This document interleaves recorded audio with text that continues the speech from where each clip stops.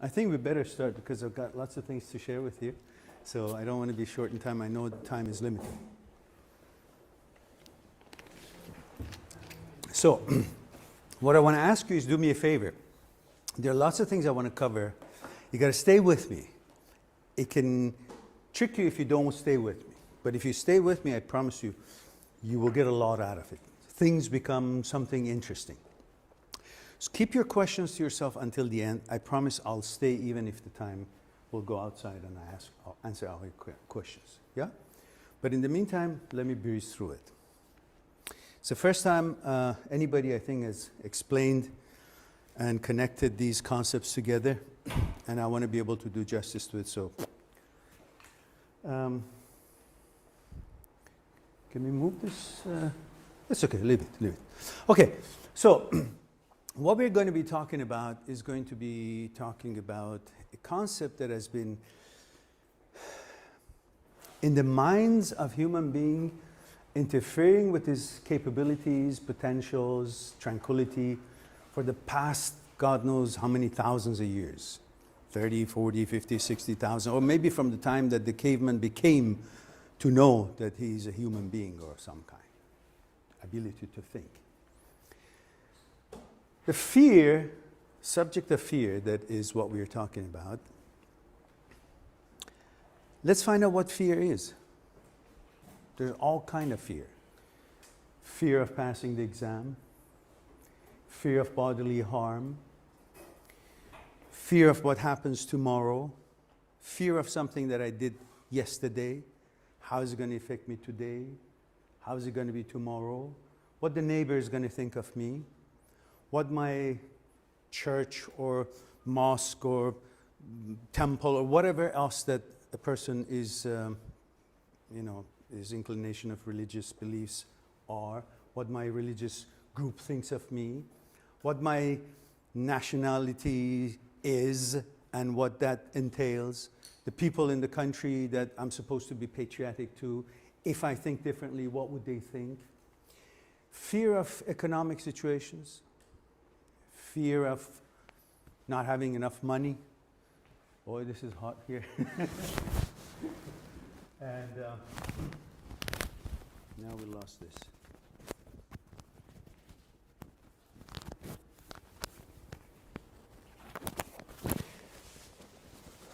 Fear of the girlfriend leaving me, fear of the boyfriend leaving, all kinds of fear, all kind of worries, all kind of things that it's interfering with our lives. So, where does that fear happen? Can someone tell me? No, just to who is it concerning? Us, right? It's in relation to us. It happens in us, about us. So doesn't it make sense that we can understand what we are made out of first? Right? Is that door supposed to be shut? Because I'm really getting hot. Can we open that door? Because It's okay, don't worry. Just open it up because I can breathe, yeah. So, the question would be how are we put together? What are we made out of? Are we exactly what you see we are, what we see, what's visible of us? Is that what we are? Is that the entirety of us? Is that all there is to us? I mean, think about it. Or is there any other thing that we are not on daily basis noticing about us? Or are we something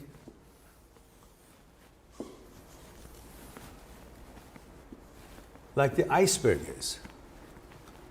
What you see of the iceberg on the surface of the ocean is a big piece of ice, or maybe a smaller piece of ice, or a bigger piece of ice. But is that all there is to the iceberg? No. We know, 21st century scientists have understood, that iceberg has maybe 1,000 times bigger underneath the ocean, which is not visible. And that's what took the Titanic down, not the top part, right? If iceberg was all you could see on the surface of the water, then it wouldn't be a breeze for that kind of a ship to hit it, right? So obviously we know that iceberg has a bigger part, which is not visible. So do we. We also have this body, which is similar to the visible segment of an iceberg. But we too, like the iceberg, have 1,000 times bigger powers that is not visible, and we must. Why? Is it something we're rambling on and I expect you to accept it? Or is there actually another power within us? Maybe we can ask somebody to help me to go a little bit further into it and actually see that, if that's true or not. Someone bigger than me. Maybe you can come up and help me out. Would you come and help me out? Okay. In order to see if there's anything more to us than the physical power, we're going to try an exercise. They're going to help me to see if we can demonstrate that. So what I want to ask you is that put your hand here, yeah? Okay. And put the other one here, and gently try to bend it according to my elbow. Mm-hmm. And I'm going to resist him with my physical power. Tip of the iceberg, right? Okay, so go, go, go, go. Okay. Obviously, he can, and takes a lot out of me. But is there another way? Try the same way. Go ahead. So is there another? Go ahead. So is there another way? If I can talk, and he can keep going when you're ready. And he can simply do things, and I can have my tea, or maybe I can have my water, or I can just pay attention and just relax. And focus on bringing back and forth, as I wish. You okay? Yeah, I'm fine. All right. So we can see that there's something else at work here. Because first, my physical abilities is not equivalent to his. But if I click into some other things that is out there, then we can maybe realize there's something more to us than that. So can you help me with another exercise? Okay. Law of physics says that when you're bigger, you're supposed to be able to easily lift the smaller. Okay. Right? Yeah. No, it's okay. Without you, I can't do this. So what I want you to do is put your hands underneath my arms and just lift me up. There we go. Okay, now, that's my physical part, right? Same thing, again, without touching me, because that's then leverages me. That's like technique, yeah? Just want to see if there's any difference. Go ahead. Now, go ahead. Now, this, go ahead, when you're ready. Go ahead. So you see, this is different than what he was doing, and I'm not really doing anything. You convinced? Yeah. So are you guys convinced that there is something other than, thank you. Yeah, Thank you very much. So there's something other than what we are in physical being we are represented here. So if that's the case,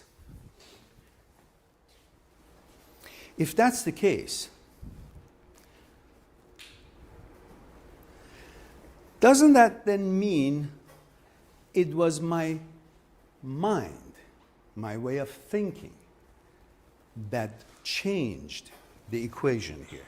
Because I didn't hang anything more on me. You were all here. So what changed here? What changed? Use of my abilities. Yeah, what ability? Something that wasn't physical, right? If it wasn't physical, but my physical being was affected in its performance or it's in reaction, therefore, there must be something else that is actually making my physical being feel, act, react. Correct? You accept what I'm saying? Because my physical being, by itself, power, muscle, wasn't able to stand up to him. A second later, something changed. He couldn't stand up to me, to the physical entity. Couldn't move it. So what was changed? Not physically. Something else. So that something else, obviously, could be the part of the iceberg that's not visible, the invisible part of our being. Mind and body. Mind and body. We manifest our total powers if mind and body move together and they're coordinated together. So, if we have established that it is the mind that makes the body act, react, and feel, therefore, isn't it logical to think that how we feel out of fear is what our mind does to our body, not anything else? It is what we conjure up, perceive, command, think, and therefore our heartbeat goes higher, we become anxious, we are scared, or we are uncomfortable and in sort of distress. Does that make sense to you guys? Yeah? Go like this. All right. So we established that whatever we do, we can understand, we can sum up that whatever we do, the mind does it first. If I want to go the other side of the room, my body doesn't go first and my mind follows. My mind goes there and my body follows. Mind affects the body, just like here. The body was just the mass. Then the mind came to the picture, and together there was something different. So, now let's see how this mind produces thought. Where does thought come from? Have you ever thought where thought comes from? Well, let's go a little bit back about 1 million years. When the caveman became who it was, but had no program here, was just a physical body, no experience, was just born. I don't know how it was, however it was, whatever you believe it happened. The caveman was there, but with no experience, no information of anything. So one day he's walking, let's say, and he stumbles on a rock, and then he falls. Then he learns that if he puts his foot that way on a rock, or somehow that he did, he falls. And if he falls, then there are other experiences. So he gained a certain experience, right? That experience becomes knowledge for him. That knowledge is stored in his memory. From that memory, which through his life accumulates other experiences, other knowledge, other recording in his memory, it creates a field of experiences and knowledges in the memory, which that creates his field where the thought is born. From that thought, which is based on that memory in that field that was created, new action. From that action, new experience. From that experience, new knowledge. That knowledge, again, is stored in his memory. The memory becomes the consciousness, field of the consciousness. And the thought roams around the consciousness and according to what's in there, thinks of something. Fair enough? Yeah? Now,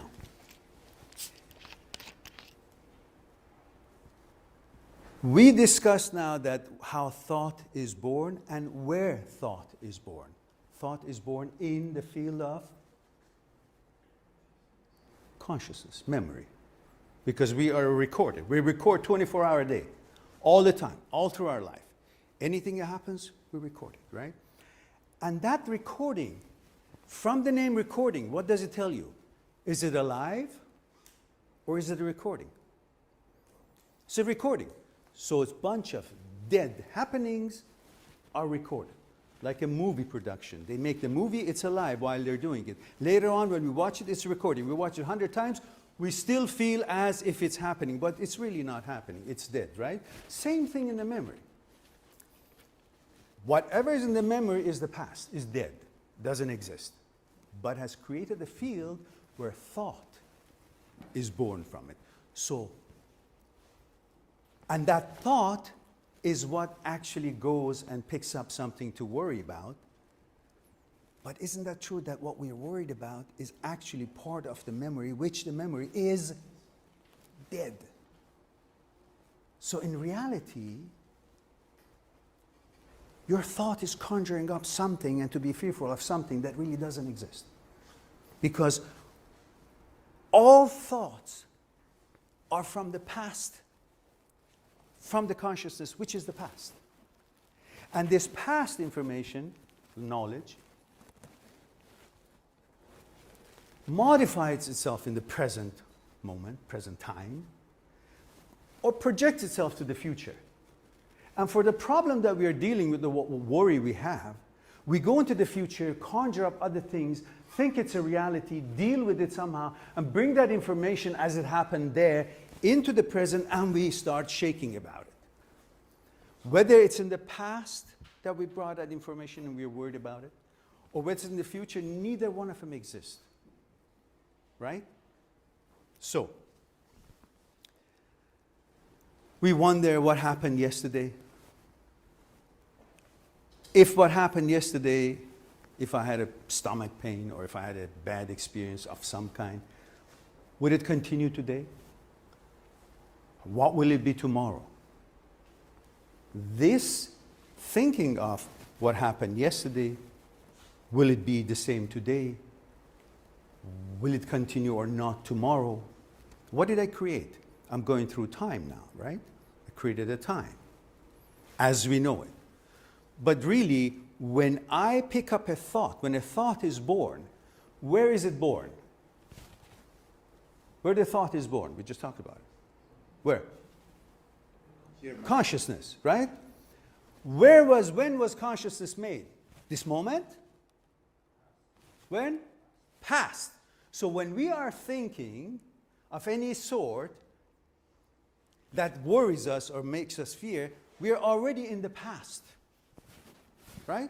We're no longer in the present because our thought is coming where it originates, and the origination of that information is in the consciousness, which consciousness has been shaped, put together in the past.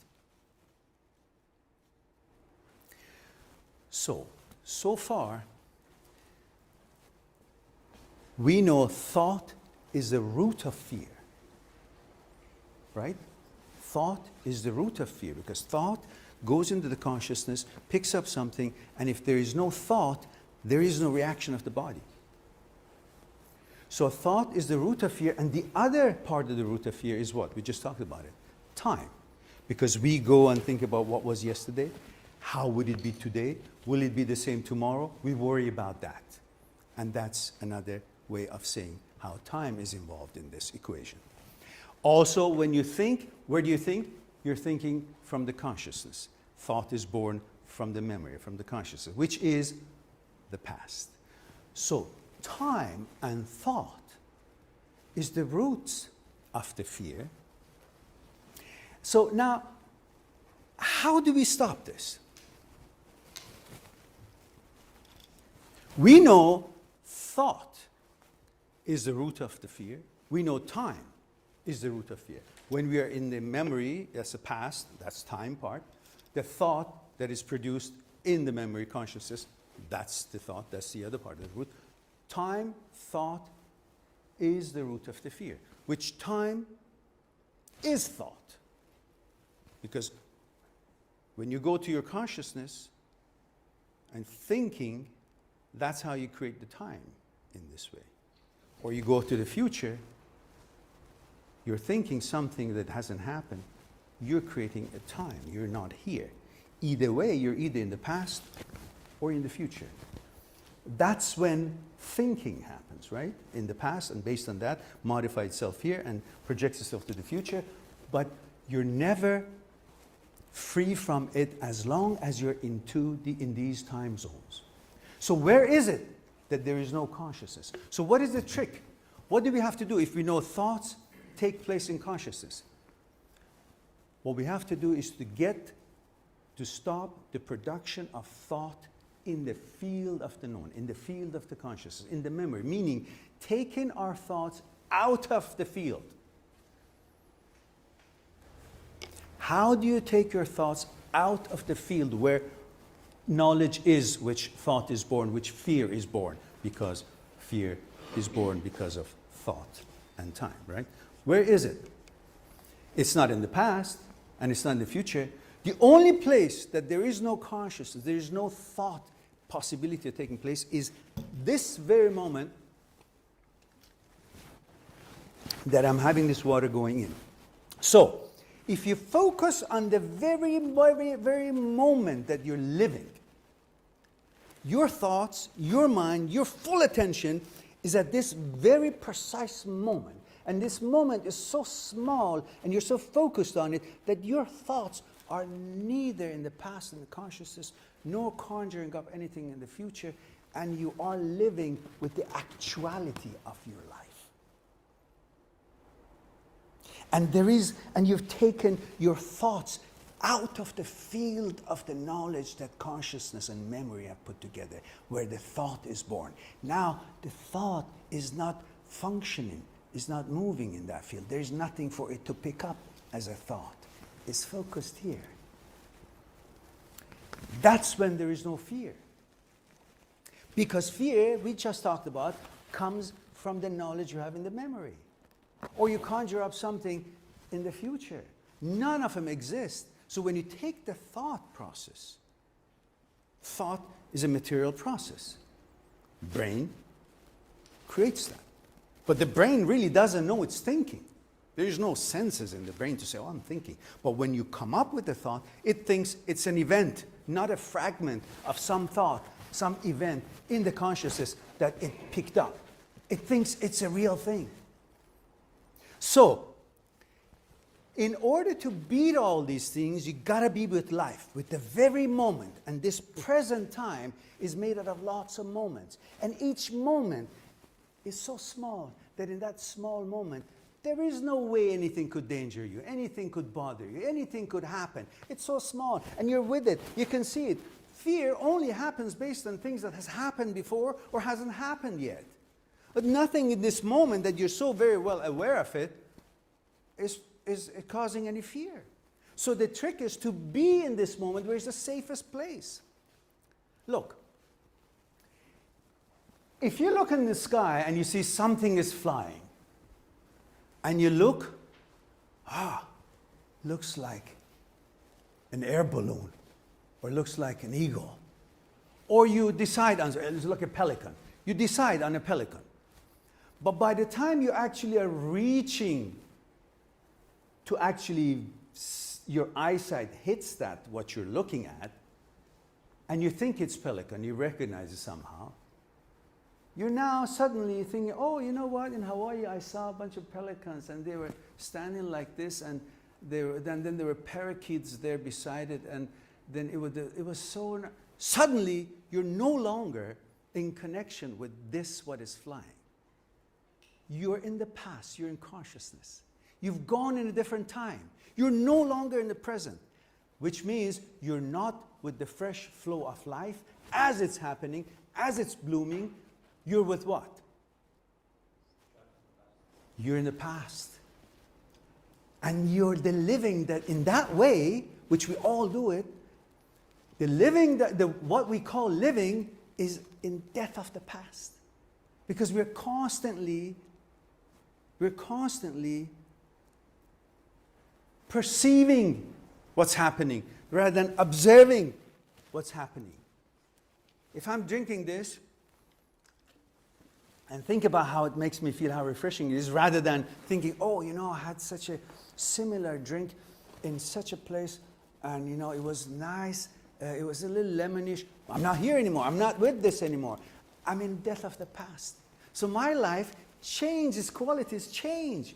So the key is to stay focused on the pelican as you see it, or whatever it is, on the eagle, be one with it, observe it rather than try to perceive it, as it does, what that does. If you have a rose in front of you, look at the rose, smell the rose, rather than me looking at the rose, oh, I saw a rose at my auntie's place. Oh, I remember when I was a kid, my mother used to water the lawns 6 o'clock in the morning, and all the roses that she'd put together smelled. So I picked one and took it to my teacher, and then he had allergic reaction, he sneezed, and I got in trouble. So if I go thinking about all these things, I'm no longer in that rose.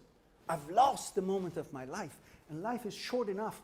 We don't want to waste it to be in somewhere in the past, the consciousness that doesn't live is not there. And that's how we deal with fear. Because when you're in that moment, when you're with the fresh flow of life, nothing else is there to happen or occupy your mind fictitiously and create some kind of a worry of comparing what happened yesterday, what it will be today. Will I pass my exam? Will I not do it? Will I have the girlfriend coming back? Will the boyfriend does this? Will I have enough money? Will I have a job?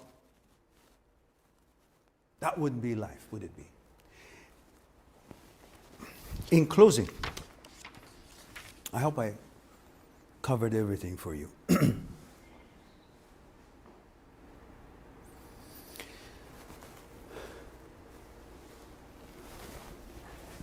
My suggestion to you for getting rid of all fears, the end of the fear, is to live with the fresh moment of energy of life as it happens, be part of the happening of life rather than part of the death of the recording of happenings in the past or something you conjure up in the future.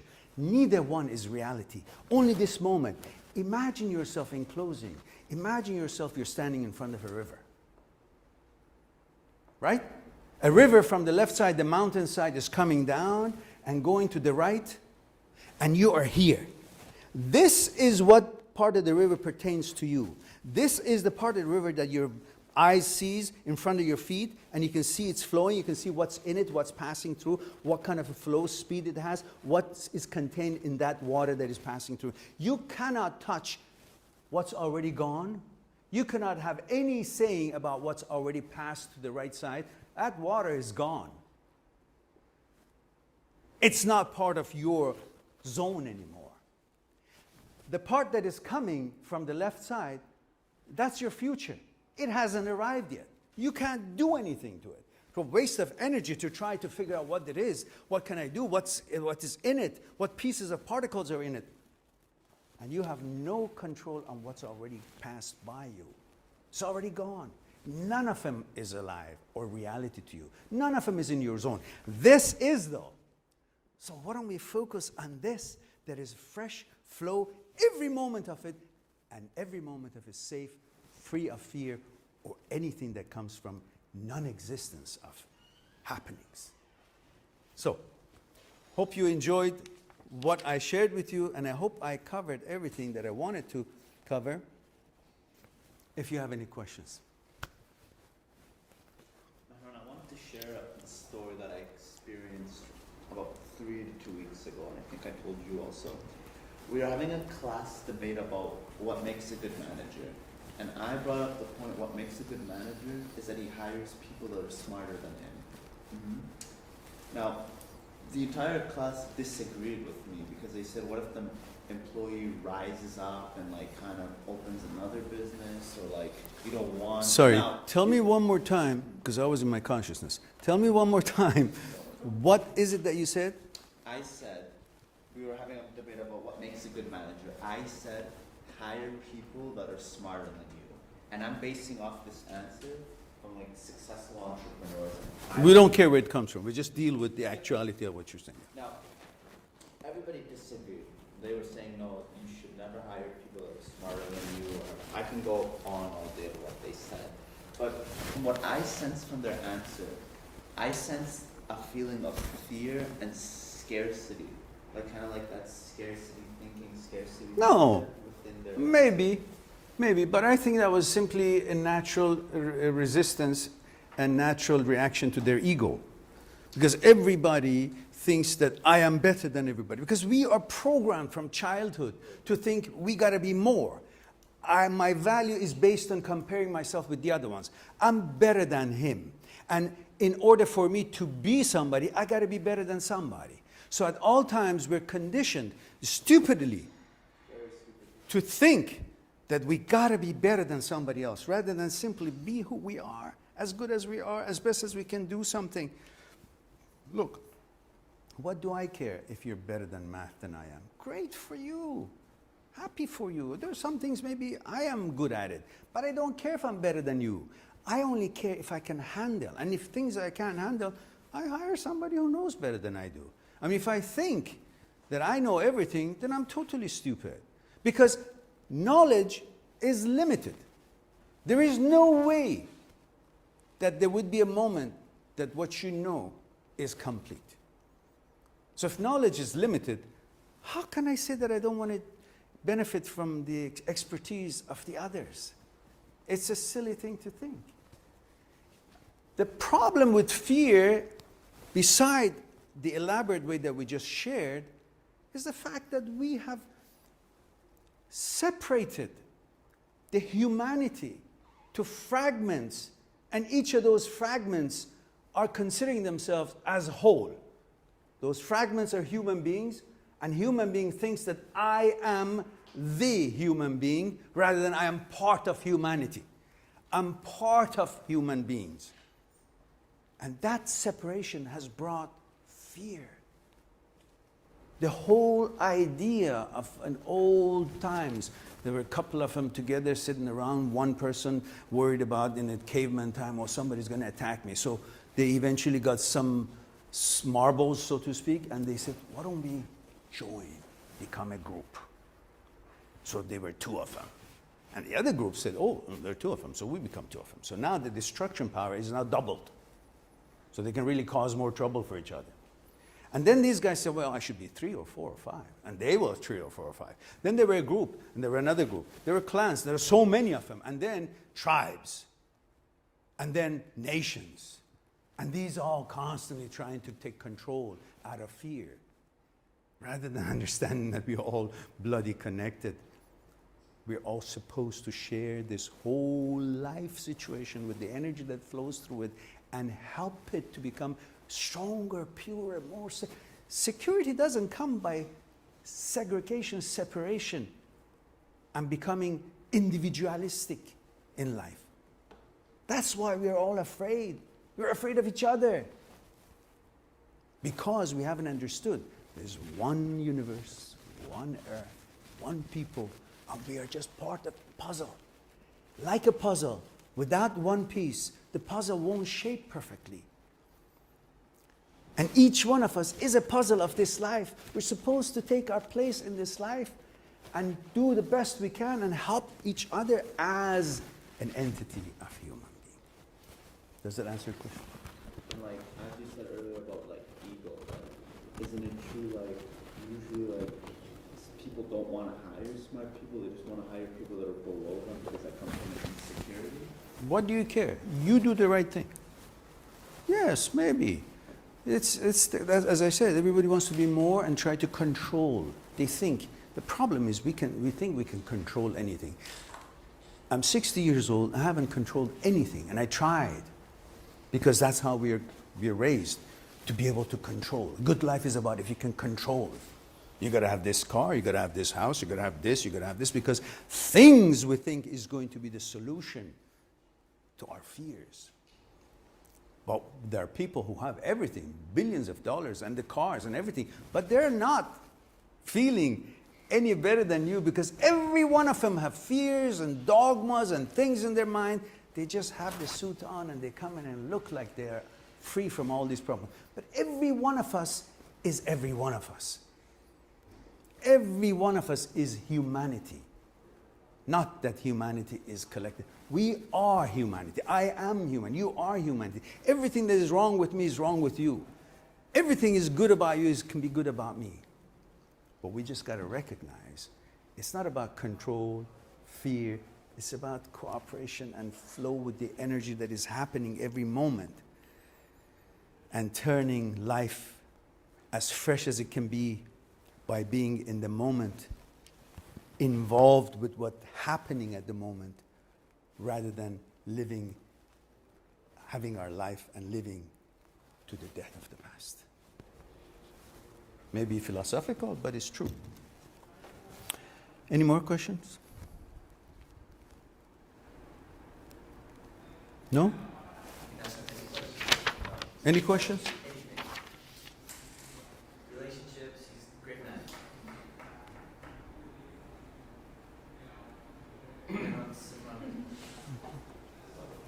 Oh, sorry. I just had a question. I'm sorry, I just can't believe I did this in such short time. I was wondering, because you talk a lot about how focusing in the moment in the present helps us overcome that fear. But I'm wondering, do you think that that fear that comes from the past is to some extent important in keeping us safe in the present in terms of guiding us to make better decisions? No. That's knowledge. That's not because of fear. That's because we simply have certain ability to understand what is good, what is bad. And we're not talking here about physical fear, because look, if a wild animal is attacking me or a truck is about to run me over, I just move. I just move. That's instinct, survival instinct. That has nothing to do with the fear. We're talking about psychological fear. We're talking about the fear that every day is produced here, right? We're not talking about if somebody wants to hit me. So there are systems in place in each country, civilized nations. You call the police and you physically, protect yourself. We're not talking about that, because that's not a fear. That's survival. That's running away from danger. You just move from something. Somebody throws something at me, I either catch it or I move away. So, does that answer your question?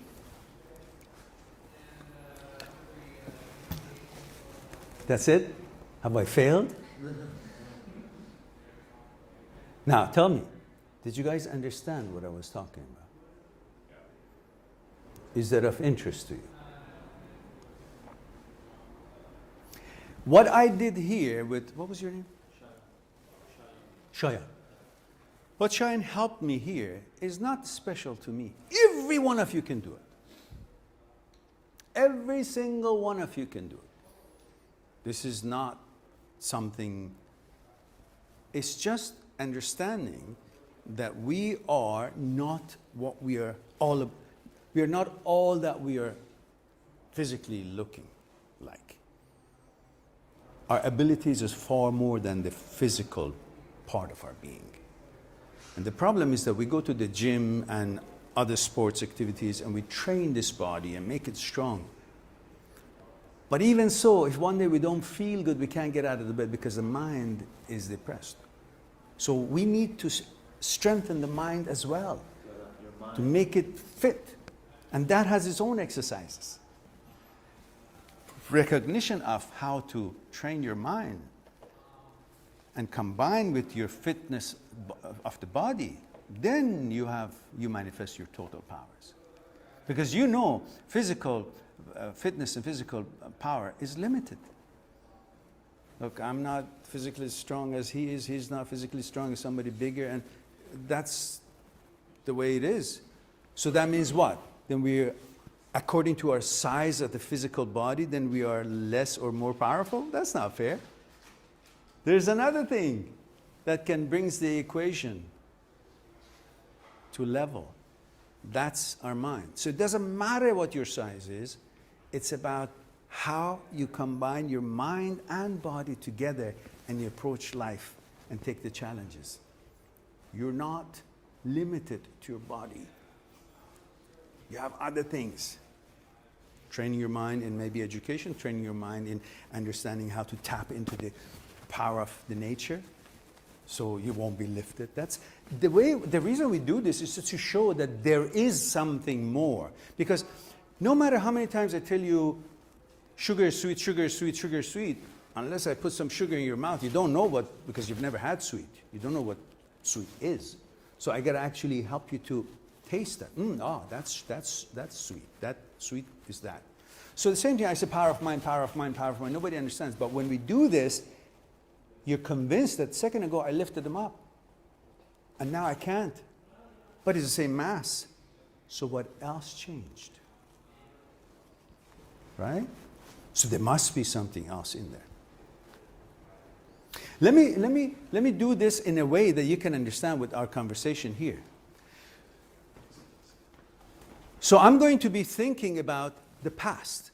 Something in the past. Last year. You do the same thing, right? Last year. Go ahead. Something to do with last year. Go ahead, go ahead. Okay. Now I'm going to think about something that is happening right this moment. My voice, go ahead. Just as I'm talking, go ahead. Just as I'm talking.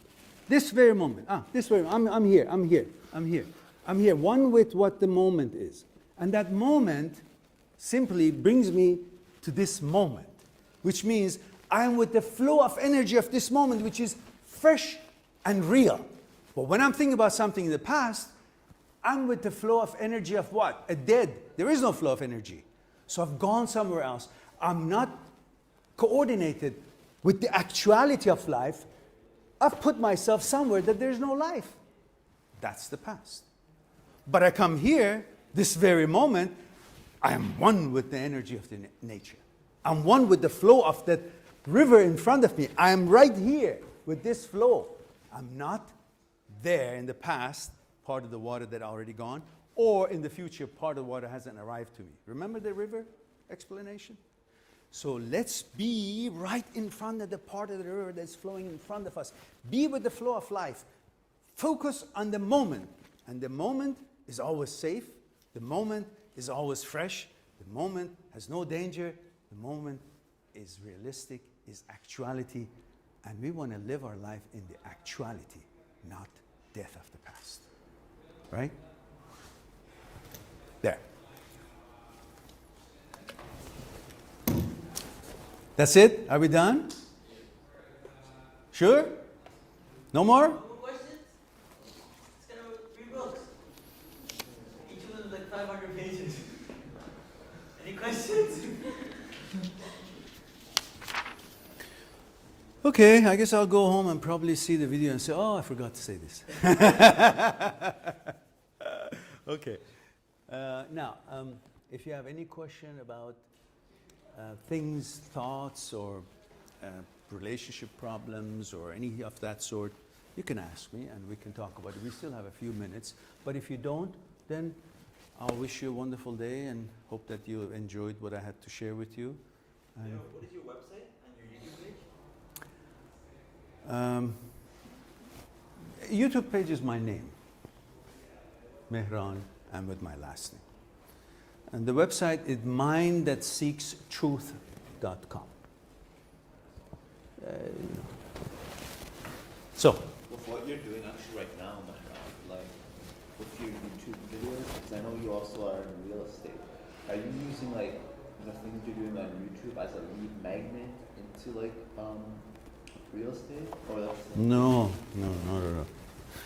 You know, in life you do some things for money, or to get economic reasons to live, and you gotta have something that you love, something to give back, a passion, something that you feel your life is now producing, adding something to yourself or to the community, to the society, to the humanity, something that makes you happy beyond the money part. Yeah, I love money, yes.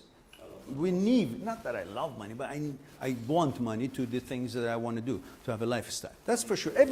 Everybody does that. But you need to separate your love and the money. You know, if like you marry a rich woman, you didn't marry her for her money. You married her for her being who she is. Same thing. It was a bad example, wasn't it? Because maybe he did marry her for the money. But you're not supposed to. So what I'm trying to say is separate the love and economics, then you'll be happy. Because money brings greed. Greed never brings happiness. But love is a state. It's not about more of it. It's about being there. You know? It's like laying in Hawaii in the sun, being in the pool. You can't go any more in the pool than you are in the pool. So it's the moment, it's the feeling of it. So that's good. That's how you feel, to have something in life to give out, to give help, and make you feel. The YouTube channel happened to be quite successful around the world now. I get emails every day from people around the world, and I can see their pain and I can help them, and they come back and flourished and happy, or we talk on Skype and they're happy. That gives me a different feeling that selling a $10 million house would. It's not bad, of course, but it's a different feeling. It's totally different mentality, different state. Yeah. So don't go just after money thinking that that will bring you happiness. Your happiness is coming from inside, not by getting things, not from outside. No one who's happy truly got it from outside. But people who have everything but not happy. People who don't have much of a money or material stuff, but they're happy because they've figured it out. What makes them happy?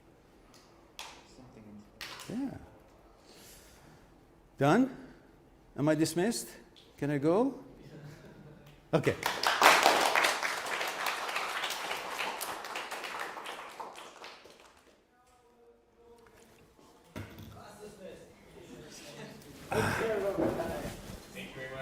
My pleasure. I hope you enjoyed. Hi. Good to have you.